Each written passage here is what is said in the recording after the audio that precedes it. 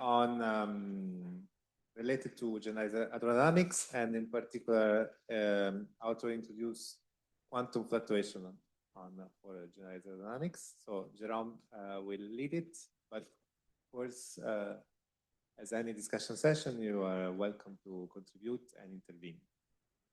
Yeah, so thanks a lot, Jacopo. So yeah, so this is just a discussion, right? So it's not a seminar. So I will just throw some ideas on the board to kickstart the thing, and then I hope that other people will have things to say or to suggest. Okay, so this is a discussion on quantum fluctuations. Quantum fluctuations.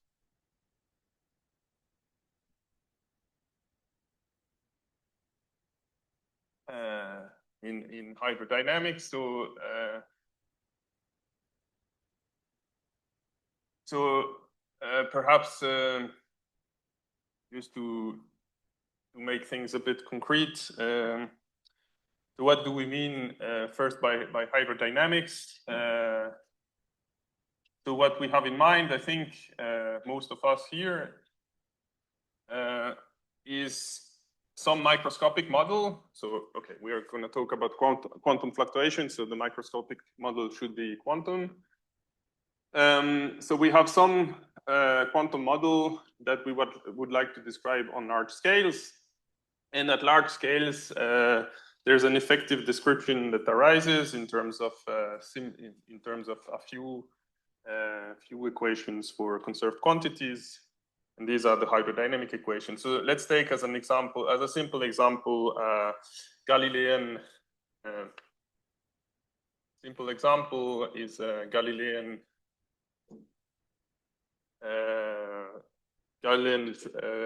invariant fluid at zero temperature. That one would typically describe with Euler equations. So rho is the density of just the density of particles, and we would typically write something like this. The first line, of course, is just the continuity equation, and the second one is the Euler equation, or conservation of it. That also you can also view as conservation of momentum. And the current is just density times the velocity. So that, of course, these are just two classical equations, right? For two fields, density and velocity, that are entirely classical. Even though, so this could describe some quantum fluid, but again, the description is entirely classical. So in a fluid like this, what would we mean by quantum fluctuations?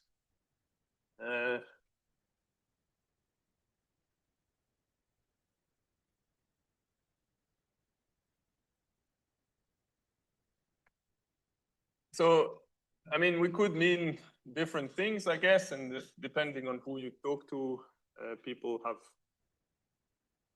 can have different things in mind. But I think we can all agree that one way to think about to put quantum fluctuations in a system, in a system that we know how to describe classically, would be to go to path integral formalism. So if we could write a path integral where the degrees of freedom here would be our density, field, and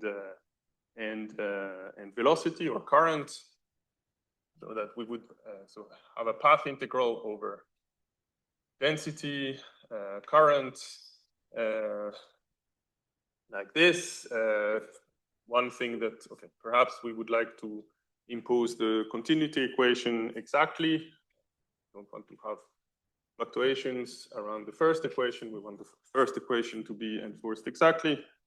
But then we would like to have something like, for instance, we would like to have an action. It would depend on rho and j. So if we can find an action so that so that the equation of motion that we derive from that action gives us the second equation, then we would say that this is a way to incorporate quantum fluctuations. When h bar goes to 0, this would be classical, and then you would have an expansion in powers of h bar, and you would be able to compute things like this, right? Okay, so this would be a way to put quantum fluctuations in our system. But this is also a way to classify fluctuations. Yes, but classical fluctuations wouldn't have an I here. I don't know if it's the only way. It's one way. Okay. I also don't know what people, I mean, it's just, we should agree on what we mean by quantum fluctuations. So well, I'm proposing this. Another way, I don't know whether it's the same, but another way would be to look at the classical fluctuations and simply quantize those. Yes, that's right. But it's, I mean, for this, it's going to be equivalent, but yes. So why do you think that the quantum fluctuations can also be described by rho and j? Can be described by rho and j, the quantum fluctuations. So S, if you have S, and saddle point will give you the classical equations that should give you these equations, right? Yeah, I mean, I'm going to write an action that does this, yes, but more generally, it's just, we have some classical equations. What do we mean by quantum fluctuations? This could be one thing that we need. As Herbert said, another thing that you could mean is you could, for instance, linearize these equations, get sound waves, and then quantize the sound waves. Here it's going to be the same. Perhaps for more complicated systems, it could perhaps be different. I don't know.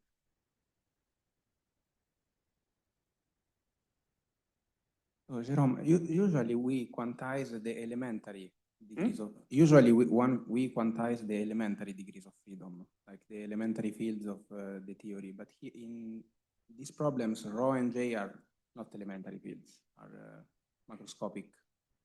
So why should we quantize these macroscopic fields? And say this is like sort of quantization, no? Well, I mean, of course, if you have a real quantum, macroscopic quantum system, then you can say it's already quantum, so why bother? Why just don't we stare at this system? But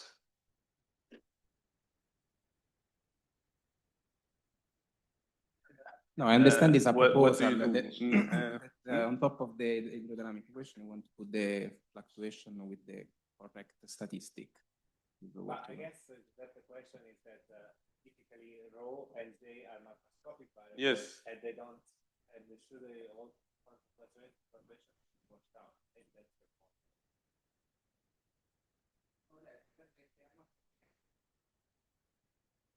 No, but that's okay. I mean, now I want to see them as operate.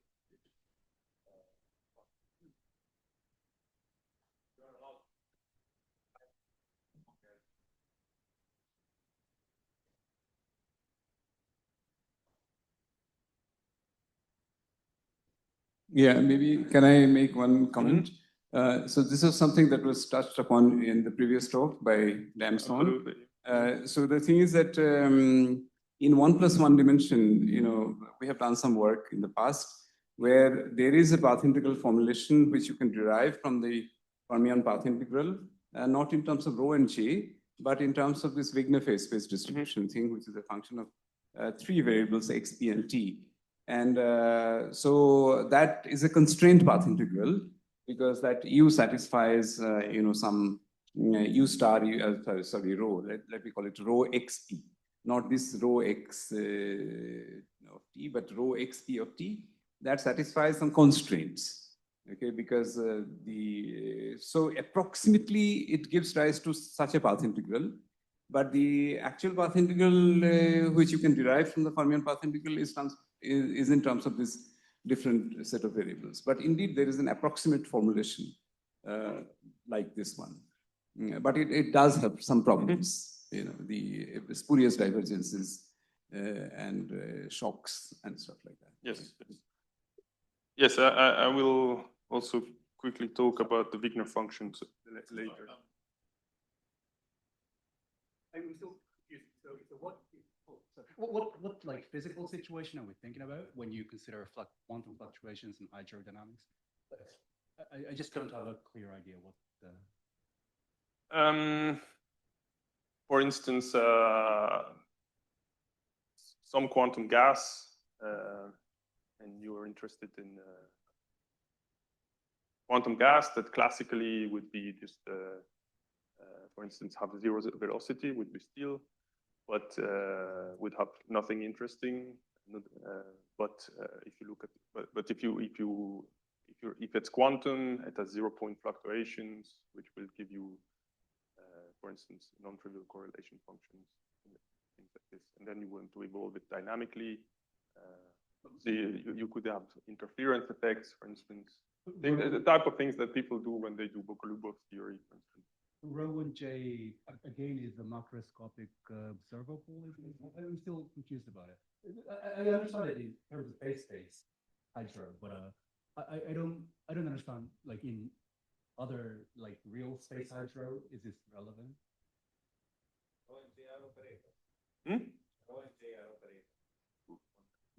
you want to do?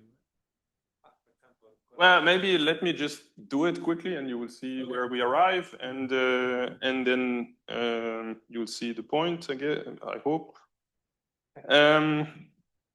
Yeah. So okay. So one action that does this for you. So if you derive the equation of motion, gives you back the Euler equation. Is this? It's just a kinetic term. And that's the internal energy. So that's, or if you want, in a quantum system, that would be the ground state energy density. Ground state energy density at zero temperature. Okay, so you can check that if you minimize this action under this constraint, that will reproduce this equation. Okay, I don't know if I should do it now. And quickly sketch. So one way to implement this constraint, the continuity equation in a simple way, is to introduce a height field.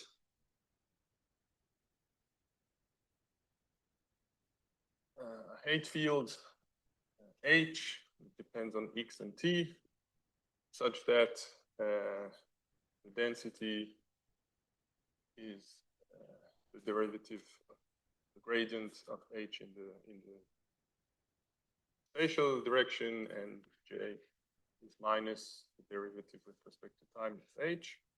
So if you do this, then obviously this is automatically satisfied. And so then you can express this thing here in terms of your field H, minimize, and you will arrive. So you go to the first order and you will arrive at this, where the pressure is related to the pressure and the internal energy are related by this equation, which follows from simple thermodynamic relations. Okay. Now, if this is after saddle point. Yeah, that's saddle point for this. Where is the V coming? So the second equation V, you said with the minimize action, I should get both the equations. No, so this one is imposed as a constraint. It's the continuity. It's a bit like, I think people do that also in MFT, no? The continuity equation you impose as a constraint. You don't want to have... I mean the second equation. So you say the minimal of the action will give you the both the equations. No, so again, so this one is imposed as a constraint. It's in right, the so that you get off. And then if you do the saddle point for this, you will find out. Okay, but so this is just the classical equation of motion, and then if you go to the next order to see what fluctuations become, so you go to second order, and of course then you get quadratic, something quadratic. So if you go to second order here, you expand your action to second order, you'll find something of this form. So it's going to be something quadratic in the derivative. So there's some 2 by 2 matrix A.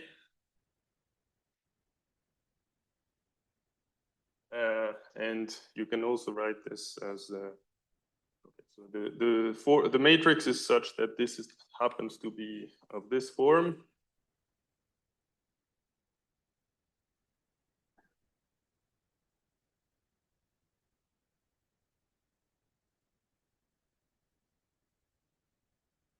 So it's just a quadratic free boson theory, massless. And so, as you know, this is just so this is the action of the lattice liquid.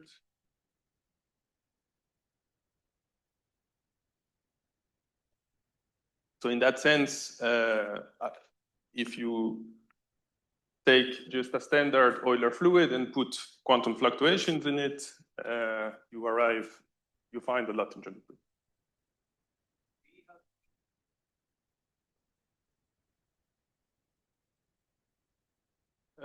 U is not V.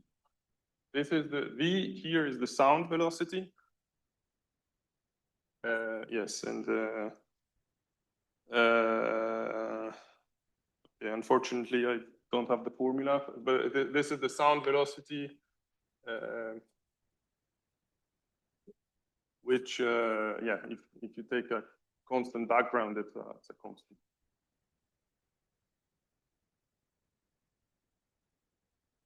So, okay, I mean, I'm not giving a lecture, and I just want to say, you know, you can start from this classical equation, put quantum fluctuations, and then you arrive at what we would, I guess, all call a quantum liquid, so a lattice liquid. Right? So that's why you would like to do this kind of things. I don't know if this answers your question. Yeah, I'm quite kind of confused. I mean, see, like, I mean, so originally, like, noise comes from like ignoring like, I guess I'm just looking at the conserved quantities, and noise comes from the other degrees of freedom, like, that I have projected out. That's when you do a thermal fluctuation. But it should be quantum fluctuations also. Why not? I mean, finally, it should come from the microscopic model. But did they hear? No, but like right now I'm just writing the Euler equations that has no information about transport coefficients, or I mean normally the noise and dissipation should be related, right? But right now this equation has no information on transport coefficients. So then how do I get actually noise property? Or it's some different kind of fluctuation? I think you're thinking of classical fluctuating. Yeah, so if I can, let's say I take some hard like some gas, like, and I do classical hydrodynamics, then I would get Euler equations, and then I could get like Navier-Stokes and noise. Mm-hmm. So now if I'm doing a quantum system, also there should be those terms. Well, I mean, I didn't put diffusion here, no. But in principle, I should have both dissipation and noise. Well, but this is zero temperature. Yeah, this is zero temperature. If Okay. If we were not at zero temperature, that it would be. But there's no dissipation then. Okay. One way of getting noise could be by cutting it to bath. Then we get out of the bath. This noise comes from integrating of the degrees of freedom. It shouldn't be the another bath, right? It should just be the degrees of freedom in the system itself. Right. So by looking at subsystems, maybe, I mean, there's one way that, you know, if you can think of the whole system as an open system viewed from the subsystem point of view, then you do get noise terms by integrating out the rest of the subsystem, so that you have these Feynman-Vernon terms in the path integral. Right, yeah. They behave like noise. So I don't know whether that is the attitude here. No, but I mean, it's also interesting, but here I'm really just thinking about unitary evolution, so just a closed quantum system. We are looking at, with this hydrodynamic description here, we are looking at, long wavelength degrees of freedom, quantize them, and that gives us model for a quantum liquid. That will not have noise, right? I mean, no, I mean, unless you put, I guess you would have to put dissipation. But if I might, sorry. So maybe the source of confusion is that, so those equations there, they describe expectation values, right? So there is a quantum expectation value, and then it behaves like classical. But then if you want to go beyond that, that is that action there that you wrote, right? Oh. There is intrinsic noise because the system is quantum, but then when you take the expectation value, you get those classical equations where you hide the fluctuations. But then if you want to see the fluctuation by considering, let's say, moments of the observables that you have there, then you have to use those.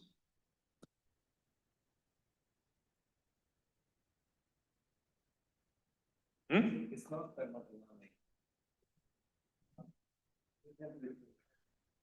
Jérôme.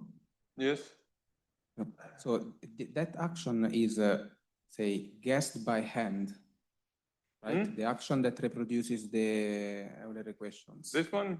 Yes. That's. I mean, no, it's fair. I mean, it's very natural. No, it's the kinetic term minus potential energy.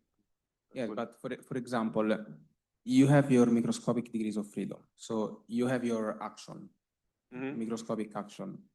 Now the density and the current are functions, can be written in terms of the microscopic degrees of freedom. No, but I understand that you are bothered by the fact that we would imagine starting from a quantum microscopic model, then we go to this effective long distance, long time description, and then we put back quantum fluctuation.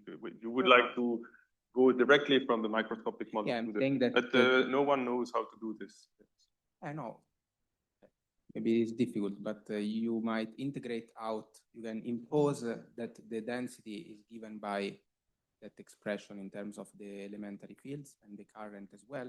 And then you should integrate out overall the field configurations, the microscopic action, and eventually you recover something like this. That would give you the quantum fluctuations of the... Yeah, but of course, I mean, to be able to implement that program, you would be able to, you need to be able to do a huge amount of things on your microscopic model, which unless you're doing free fermions, you cannot do.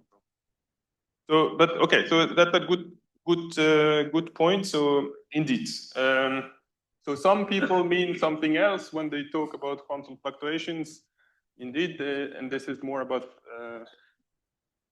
for free fermions, you can think differently. At least, so sorry, in principle, it's more general. Maybe I can make, at the cost of repeating myself, there is a way of arriving at this action with some approximations. So there is one part which you can go sequentially, derivation by derivation, in terms of phase-space hydrodynamics.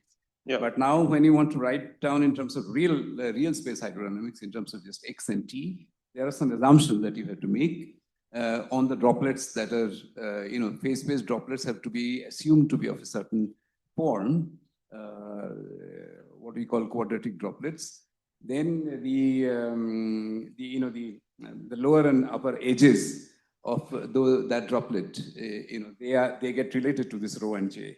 And then you can arrive at this action formulation in terms of that. But that's approximate only. And you can see the issues with that as well. So this is approximate, but there is some kind of derivation. This is what I'm trying to say. Yeah. So indeed. So now let's move to yes.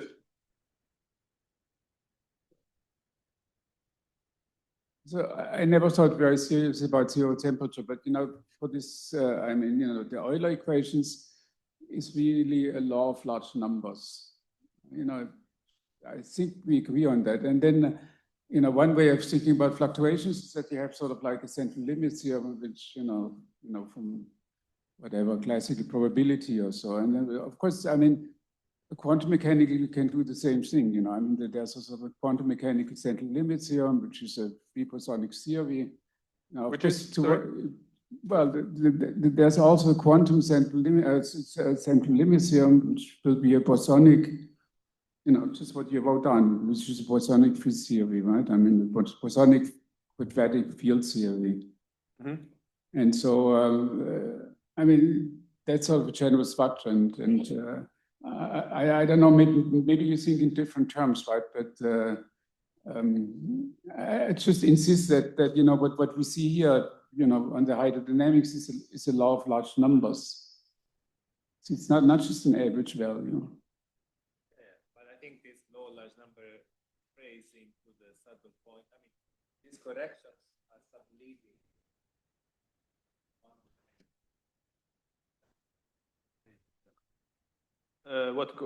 Which corrections? I mean, the second order correction to the hydrodynamic subleading in 1 over system size. Okay. I mean, there's no 1 over L in front of this action, but if you compute correlation functions, they will decay. Yes. But they should be, right? No. No. There's. But okay, depends always how we define X. The scaling of X. No, but this is, this is scaling behind the rescale of position in time. But you agree that if you're looking at correlation, I mean, if you look in.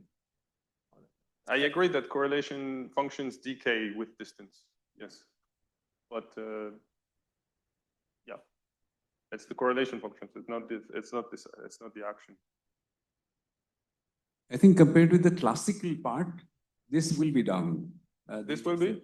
This will be down in some 1 over n, etc. Because the other way of there is an n sitting in front. This is an extensive quantity. This S rho J, the classical part, that's an extensive quantity. So when you expand that in perturbation theory like you were doing, then it's like there is a big classical term, e to the power I n times something, and then order 1, like what you have. But effectively, that means that it's down in 1 upon n compared to the classical term. That would happen. That does happen. It's controlled by the probe itself. Yeah, meaning that it's like in quantum field theory language, it's like a 1 loop determinant which comes as order 1. But compared to the classical contribution, which is like n, it is so n times classical plus order 1, which is a 1 loop determinant. Yeah, so whatever you compute with this will be subleading compared to the classical average. Yeah. I think that's what Jacopo is. I agree, but it's just it's not like this thing. Anyway. Okay, so one other thing that I think some people mean when they talk about quantum fluctuations is so what you can say about the Wigner function and but this is okay. So this works extremely well for free fermions, and as what Giuseppe wants to do. This program of really starting from the microscopics and deriving everything without doing any approximation ever. This you can do here. And you can actually check that you will reproduce some things from this effective approach if you want. But the problem is that, of course, it's very hard to generalize. But okay, so what's the Wigner function? So the Wigner function for a system of free fermions, you would write as this, where now this is second quantized creation operator.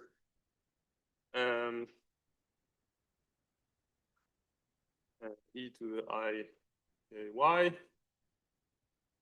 Okay. And if you take as a Hamiltonian your free fermion Hamiltonian.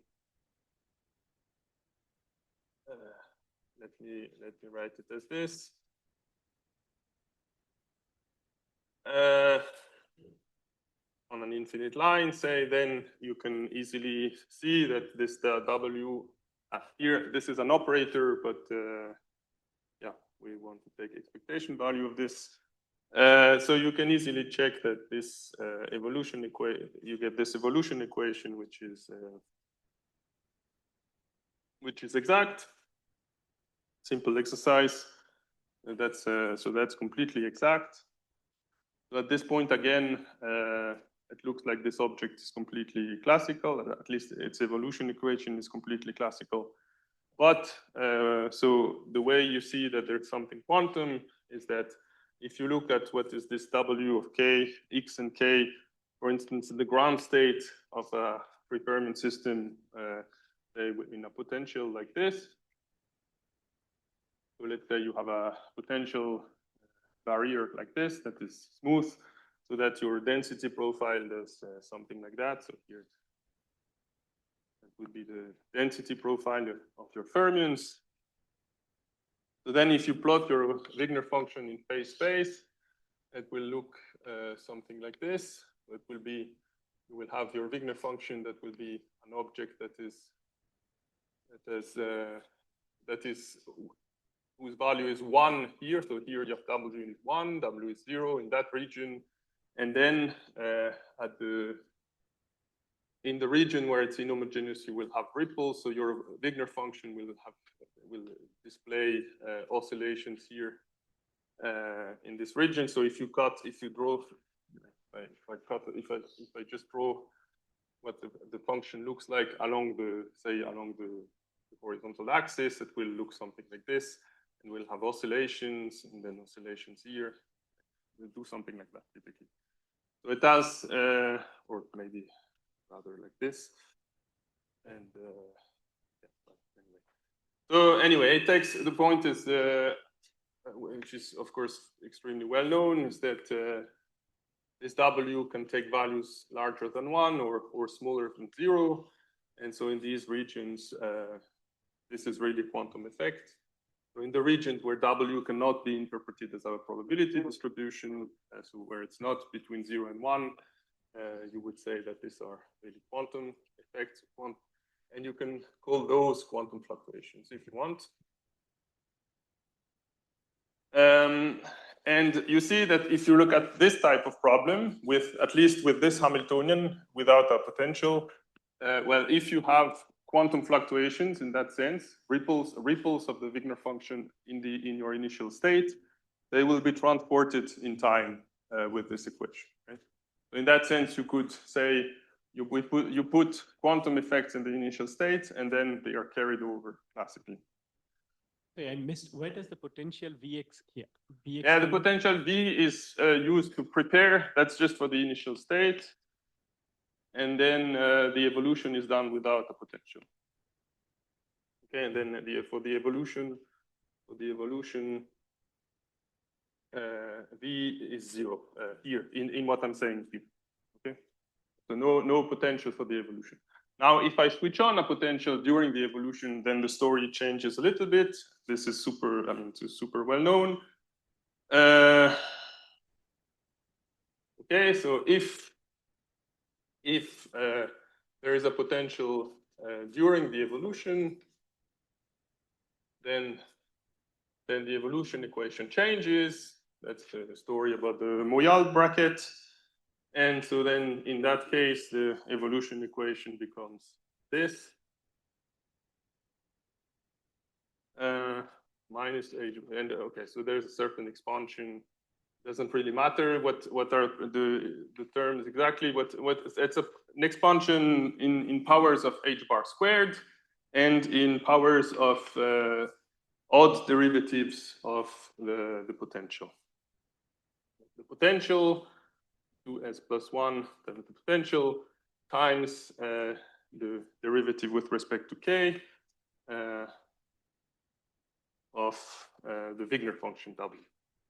Okay, so you get quantum corrections, and this is a sum from s equals 0 to plus infinity. So these are quantum corrections to the evolution equations. So this you could also call quantum fluctuations. I don't know, some quantum effect. Yeah, I don't know. So you want to call this quantum oscillations? Well, I mean,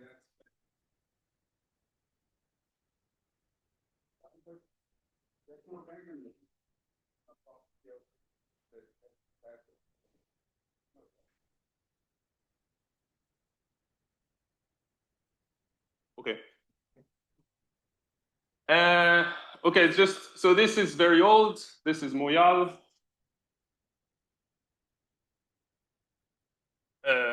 I'm not sure when it was done. It must date back to the, maybe someone, I mean, people here probably know, to the 40s, I would guess. But and just note, there was something more recent along exactly the same lines that was done by Maurizio Fagotti. So what Maurizio did a couple of years ago was that, so he did not consider the evolution of the Wigner function in a potential, but instead he considered the evolution of the Wigner function for a spin chain. So that means that the dispersion relation, so he looked at the XX spin chain or XY spin chain. In that case, the dispersion is not linear. The dispersion relation is not epsilon, is not k, so simply epsilon k is k. What you have instead is typically epsilon k is like minus cosine k. You're talking about the XX chain, or anyway, it doesn't matter really. Just a slightly more general dispersion relation, and then no potential, different dispersion relation, and then the evolution, the Wigner function satisfies this equation instead.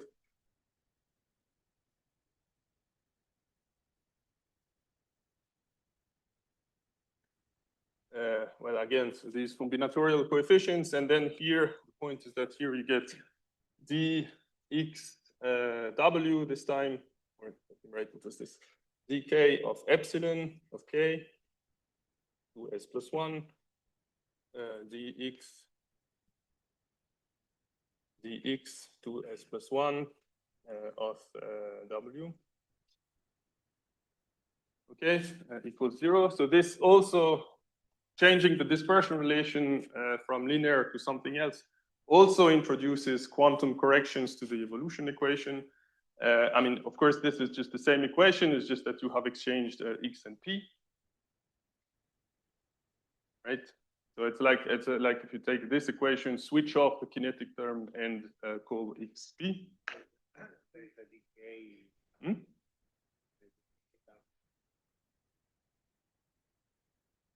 Where? No, this is correct. This is correct.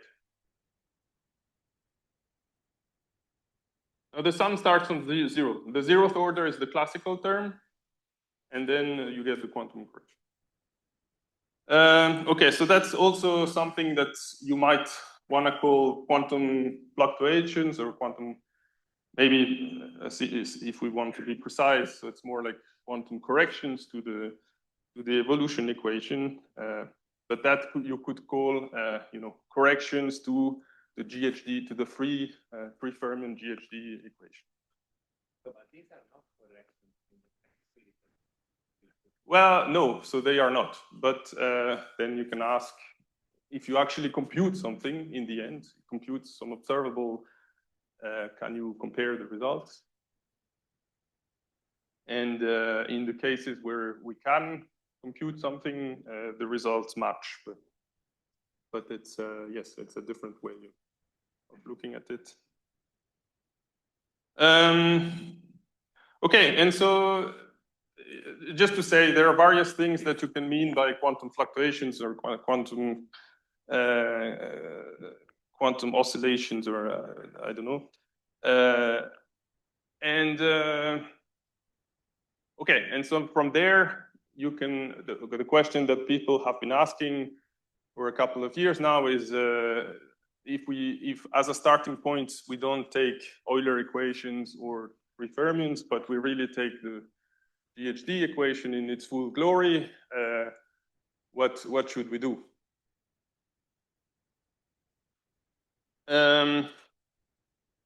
Okay, and so we did something a couple of years ago together with Paola Ruggero, Benjamin Doyon, and Pasquale Calabrese. But I don't want to emphasize this too much. Basically, the idea was inspired by more this type of approach. So what we did is that we took the GHD equations, went to the analog of zero temperature, which is zero entropy. So we went to zero entropy states. And for zero entropy states, we did what the program that Herbert was talking about. So we linearized, we looked at linear sound waves and then quantized the sound waves. Okay, and this gives some results, but the problem is that it's hard to do numerics, and so it's hard to check that this actually works. But in principle, you can do it. And but there have been other attempts. One other attempt was by Jacopo and others. So I asked Giuseppe to quickly talk about what they did. So please.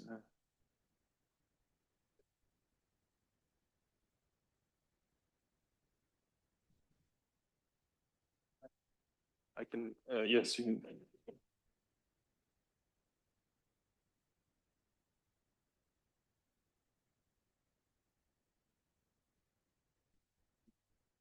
Yeah, I will erase the one that I need less. I will. Can you hear me? Okay, so maybe I don't need this.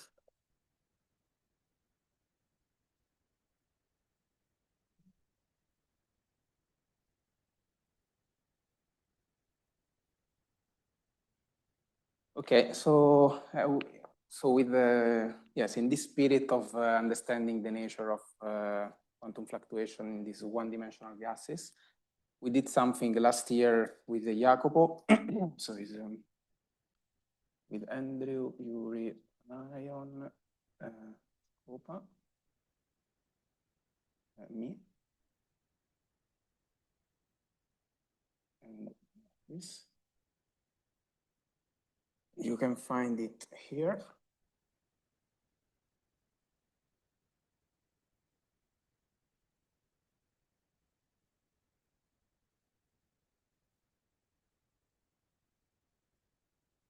Is it big enough? Can you read? No. Okay, thank you. So the problem was more in the spirit of the Wigner function. But let me explain. So there is a famous model that I think that everybody knows, which is the Lieb-Liniger model, which has this Hamiltonian.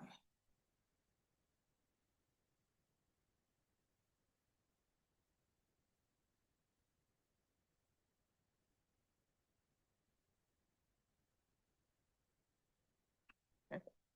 So it's a bosonic field, and with the following Hamiltonian. So this model is integrable. Okay, if you want in first quantization, this is just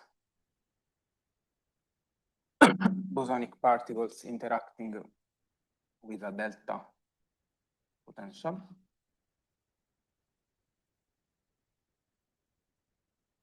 Okay, this is first quantization, second quantization, very simple. And the problem was the following. Yes, both. In one dimension. Okay? And this model is well known to be integrable. The problem was the following, we considered the density of this boson, okay, at time 0. We put the system in a trap with a certain density profile, okay? And then we are at 0. Sorry? Yeah, I was about to say that. This is the density at time t equals 0. Density, okay, which is this field here.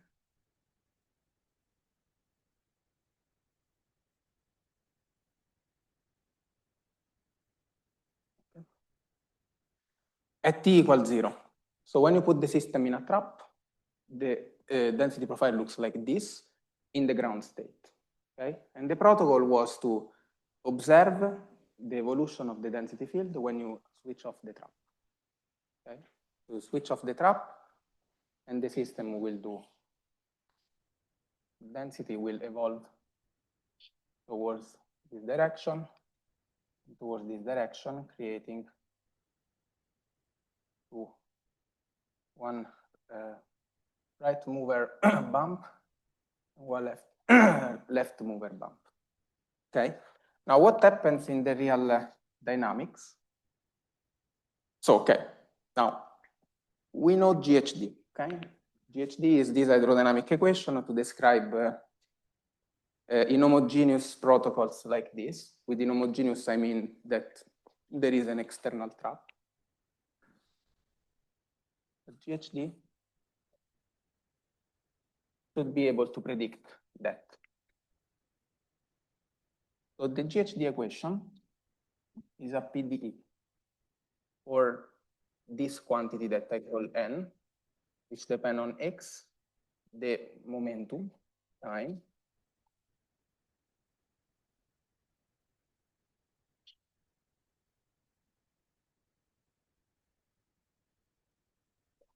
with a certain, is a PDE, with a certain initial condition.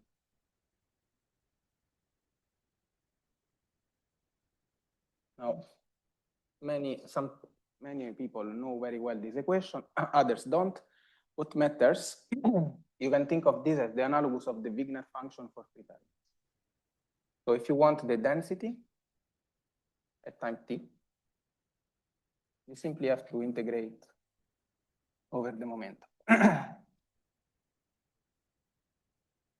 Okay, that's all you can do.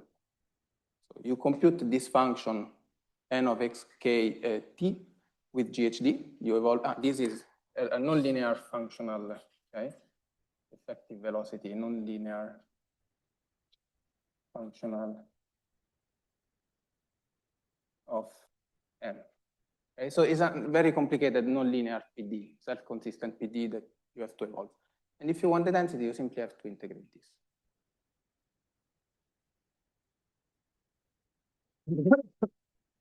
Here.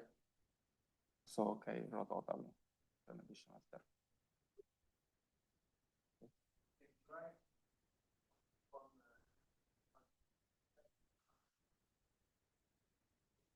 Yes, yes, for the free fermions.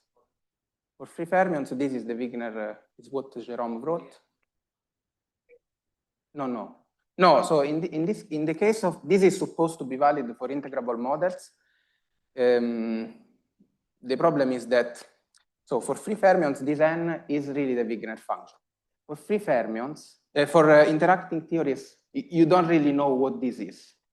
Okay, it's just that you know that if you perform integrations over the momenta, you get the expectation values of the quantities that you want. Okay.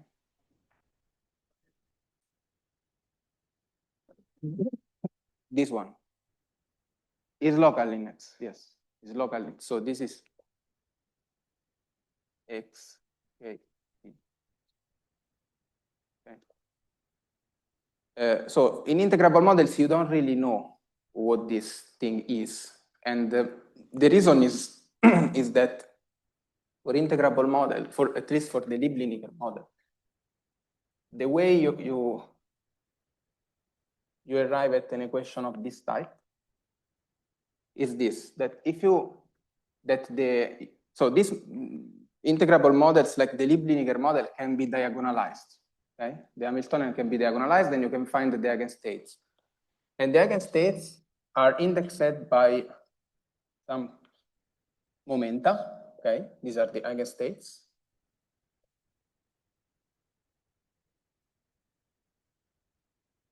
And that satisfy this case, okay? Ki satisfy the beta equations. But the point is that you cannot have two identical quasi-momenta, okay? Because if this happens, the wave function vanishes, okay? This is an exact result. This means that these states are like fermions. They cannot have like fermions. So the excitations are like fermions. These are all the states of your system, and they behave like fermions. Okay? When you take n large, n and L, system size large, and you fix the density, then you have many of these momenta, okay? And for example, the ground state is obtained like you do in free fermions. You have two Fermi momenta, and then you fill all the states in between. Okay? This is one. And this is, if you want, what we call this nkx. This is called filling factor. Now, this describes exactly the ground state, okay? This function here. When the system is homogeneous, there is no trap here, and the model is integrable. When you put a trap, you break integrability. This does not hold anymore because you cannot diagonalize the system.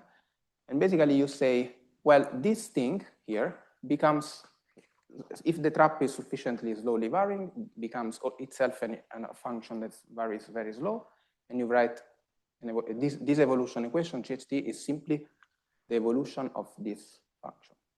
Okay. So can you say this again? What is this step? So exactly. So here, if you want the density, like I wrote here, basically you have to perform an integration of. So here the density in. So if you want the density, you simply have to perform an integration of this function over this momenta. This is a formula that comes from Bethe ansatz and thermodynamic Bethe ansatz. It's really the same formula, but without x dependence. Okay, and this is a result, a well-known result. When you do GHD, this describes basically the macro state. When you have many particles and the system is big, okay? Instead of having a K1, K2, Kn that label each eigenstate, you can label each eigenstate by a continuous function, which is the density basically of roots of these Bethe roots you want. And then when you do GHD, you say, well, this function is slowly varying, and I write an evolution for this. Okay. Now in this problem, if you do this, if you start. Now this is an ansatz. Yes, this is the GHD. Can I say that? It's sort of GHD ansatz. You say that these things vary slowly, and this is the evolution. But now, so this is a PDE, and you have to give the correct initial condition.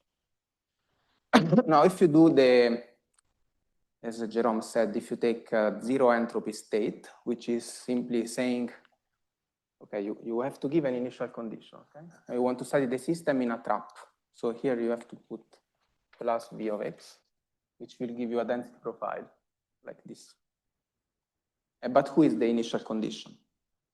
Now it's not homogeneous anymore, and you broke integrability, and you don't know what is the initial condition. What people usually do here is to put zero entropy state is a step function. Okay, it's simply saying that you have a slowly varying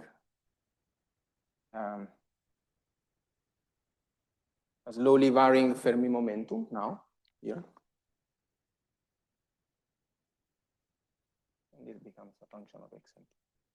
And now this moves only because these points will evolve because of this equation. And now if you study this protocol, yes, then you release it. And release it. Then you switch off the trap, and the system evolves freely. But why can't you just have a step-like initial condition without a trap? Why do you can do that. Okay. We didn't study this case. Okay. You can also study the domain wall, but we studied the trap release. Okay. And now,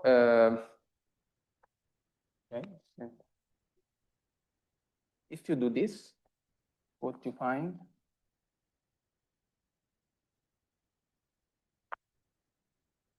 So if you use this initial condition and evolve with the GHD equation, and you look at the density and compare to simulation, you will find that the true profile does something like this, okay?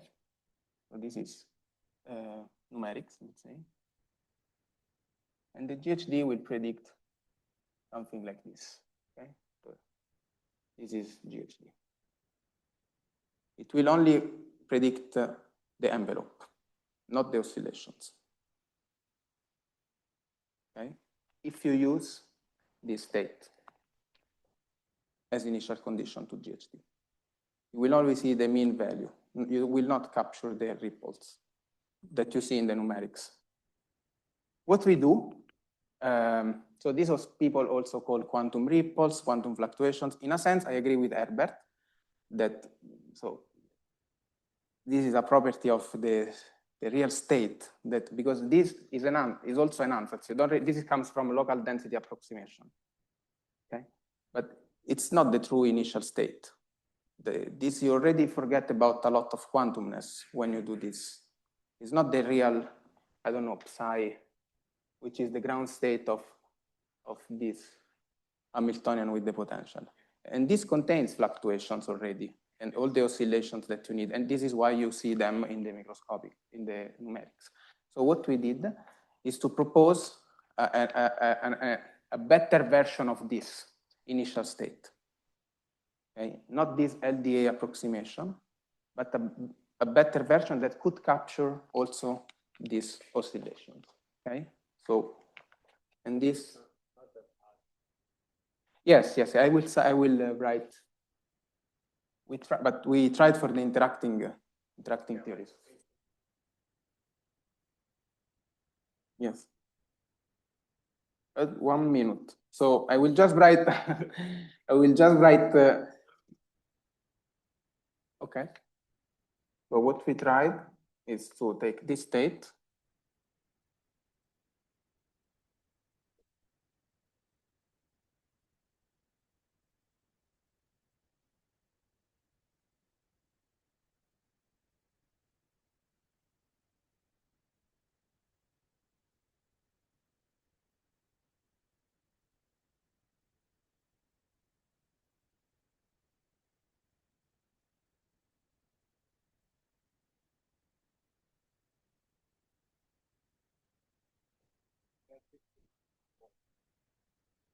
Okay.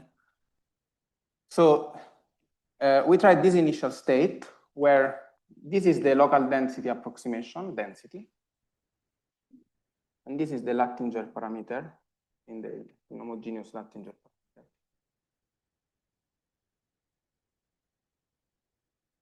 Okay. Where does this come from? This comes from ideas in free fermions that people studied a lot. There are people in the audience that studied it. And if you want, is a WKB type of ansatz. Because in free fermions, and you have to look at paper by Bettelheim. Then there is, okay, David Dean, Ledussal, Majumdar, Scher, and Fagotti. Okay. What you find is that for free fermions, I call it now W, xk, is really given by same integral.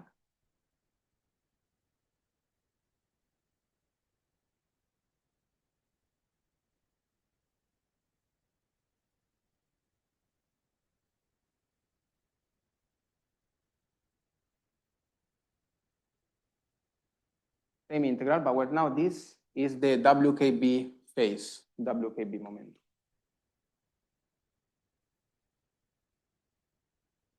Okay.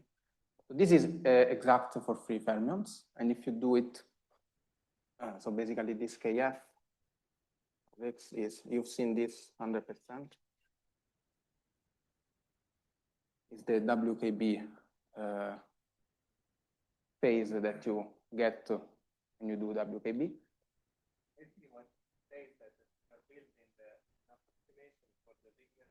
At time 0. at time 0. Then you evolve is a better approximation that already oscillates. It's like Jérôme drew before. There are the oscillations, and now if you transport them with GHD, you capture correctly the ripples. Okay, but now this is for the Lieb-Liniger. It's not free fermion, so the answer is slightly more complicated. It involves a Lattinger parameter. It works very well for large interaction, because at large interaction, the system is close to Tonks-Girardot limit. It's close to free fermions, and it works very well.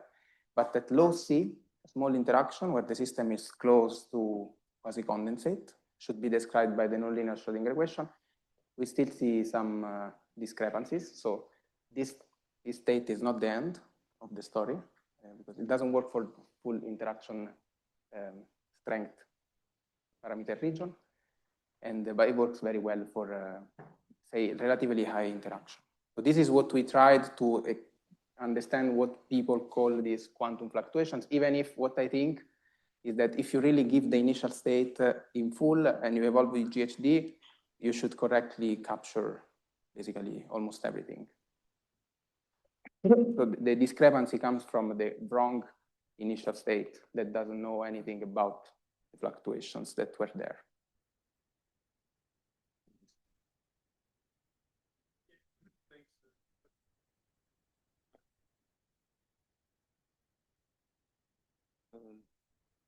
Thank you.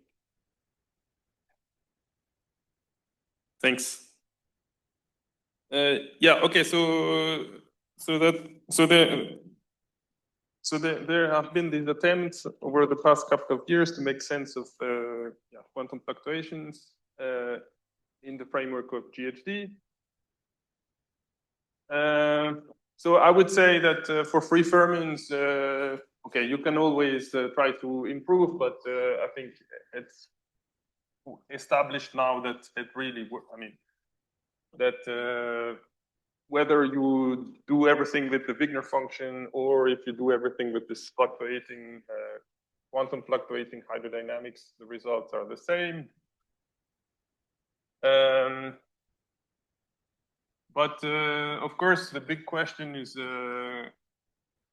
big open question. I would say it's what can we really say about interacting systems?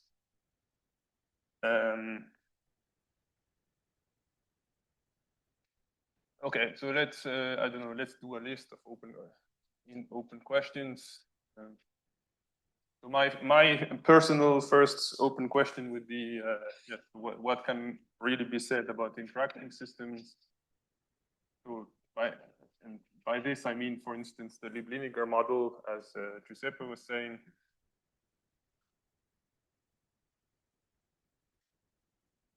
So there have been proposals, but you know, interactions are hard, so we don't really know what we are doing in the end, I guess. Then, yes, as Giuseppe just mentioned, one question that is perhaps a bit more for specific is about the C goes to 0 limit of Lieb-Liniger.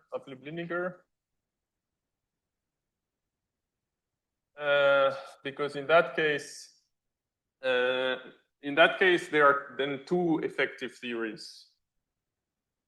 C is the interaction between the repulsion between the atoms.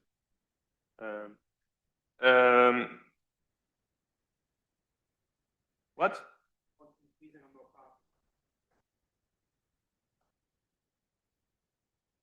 Yeah, no, but yeah, we don't have time for this. Yeah, of course, it's not a free model. So there are two effective theories. So one is the super well-known, is the Kostytayevsky or nonlinear Schrodinger equation.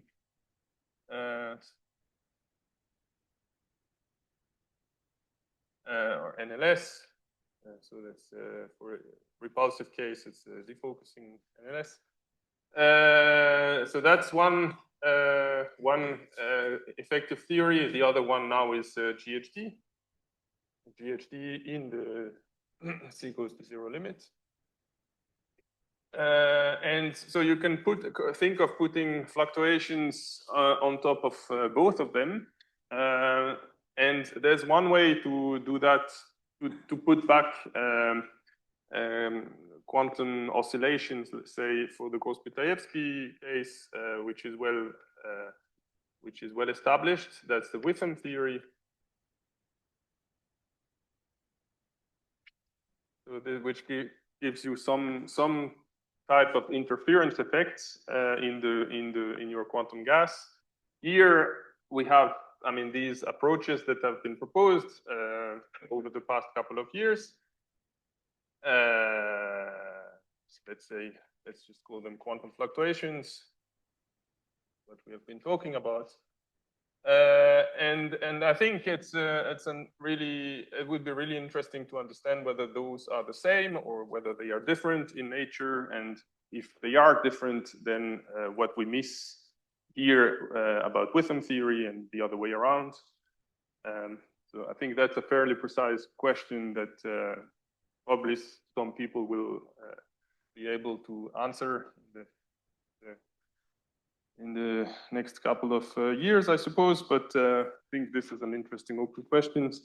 And then, I don't know, so I mean, I'm happy to hear if some of you have interesting questions to suggest.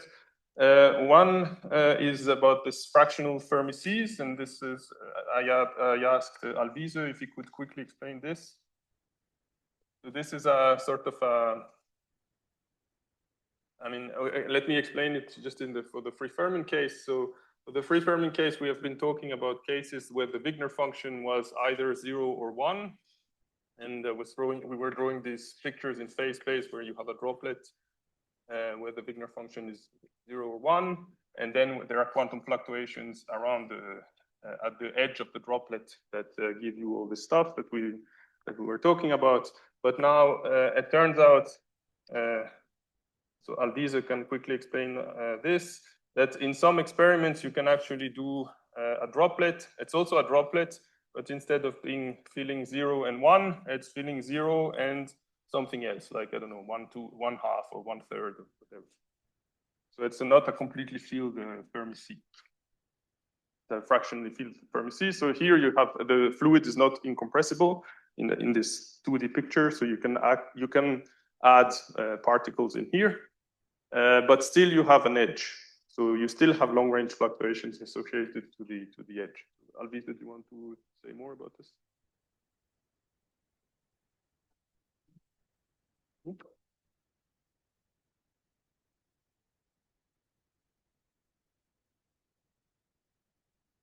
Right. All right, so I have 35 seconds, I guess. I'll do my best. I try to be even quicker. So let me just consider the Bose gas, okay, or living a model that Zep introduced. And we know that on the ground state, there is it varies Latinger liquid, and there is a notion of a Fermi-C. You can think about the Tonks-Girardot regime if you want, where it's quite evident. But in a really interacting case, we can define an occupancy. Giuseppe used n as a function of a certain quantum number called rapidity. On the ground state, this guy looks like here. And this is just a cut of the droplet that Jérôme looked at. All the hydrodynamic, quantization hydrodynamic that Jérôme introduced, the first version is just coming from the fluctuations of the Fermi edges. And the fact is that since this guy is filled, I cannot put particles, and the only thing I can do is moving stuff around. Now, this works in interval models, but also in non-interval models because Latinger works in general. And out of this fluctuation that are quantum, you can look at correlation function and see nice behavior. For example, something you can look is the 2-point correlation function. You're gonna see that this guy here decays with a power law. Power law that is decided by the Latinger parameter. Seems to me 2K, maybe there is a 4. I don't really remember now, but it's not important, okay? Now, this works in general without integrability. However, in interval models, you can start playing with weird states that are not of this form. You could, for example, create a a Fermi sea that is not entirely filled, but has a gap, but still looks like a Fermi sea. These states do not make sense in a non-integral model because you're going to thermalize, and this will reach a thermal state just a bell shape, completely smooth. But these states instead are stable in an integral model. And what we have found, here we have numerics, we don't know the field theory, this is a big question mark for us, is that the same function here, instead of just decaying, takes some power law, so some oscillations and overall power law with an exponent that depends actually on the interaction in a non-trivial manner that we just tabulated from the numerics. Here there is clearly underlying field theory that is coming from the fact that the GHD, the kinetic equation that we show Giuseppe saw where they are, they disappeared. The GHD equation essentially describe the motion of incompressible fluid. So also in this case, what you can get from the GHD equation is just a change of the Fermi points, so these effective Fermi points. There is hope maybe that quantizing the GHD on these finite entropy states, you're going to get a field theory able to describe this, but at the moment it's still an open question. This is observed numerically, but also is implemented in Gautam experiments. It is difficult to see the power law, but we see the Friedel oscillations. And I think that I can't really talk more with this, but if you have questions, I'm really happy to discuss it.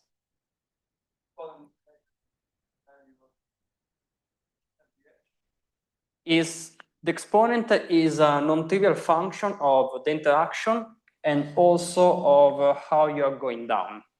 Like, but we just tabulated from the numerics. I can show you the plots. I don't have a formula because I don't have the field theory describing that.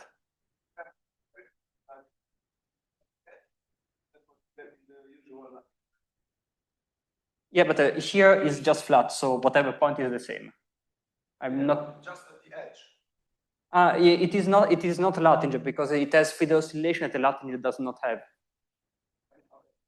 And it's completely off. Like in the repulsive case, Latinger parameter goes between 0 and 1 alpha. If you go to the Tonks, this guy here is above 1 and reaches almost 2 near to the Tonks. And the Tonks, in the Tonks regime, actually, it's a transition between a power law decay to an exponential decay. So it's even weirder.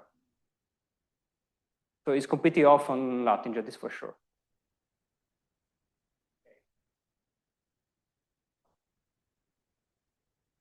I have an open question, maybe.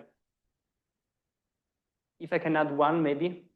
Like, I think there's here in this conference, we have seen now 2 different theories dealing with fluctuations.